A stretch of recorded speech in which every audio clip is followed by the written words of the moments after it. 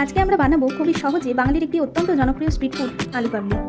এই আলু কাবলি বানানোর জন্য খুবই কম উপকরণ দরকার হয় এবং সেগুলি হলো আলু, জিরে গুঁড়ো, ধনে গুঁড়ো, চাট মশলা, শুকনো লঙ্কার গুঁড়ো, বিট লবণ, পাতিলেবুর রস এবং তেঁতুলের পাত। প্রথমে আমরা আলুটাকে ভালো করে ধুয়ে সেদ্ধ করে খোসা ছাড়িয়ে এরকম ছোটো ছোটো টুকরো করে নিয়েছি। এরপর আমরা একে একে মশলাগুলো আলুর মধ্যে দিয়ে দেবো।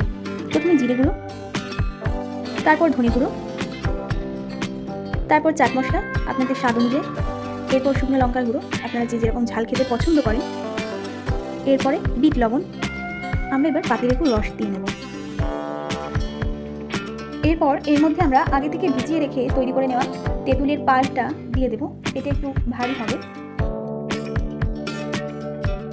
সব কিছু দেওয়া হয়ে গেছে। এরপর আমরা আলুর সাথে এই মশলাগুলো ভালো করে মিশিয়ে নেব।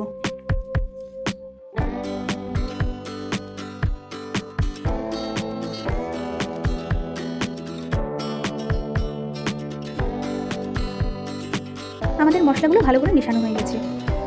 এরপর আমরা একটি সার্ভিং বলে অল্প করে আলু কাবলি তুলে নেব।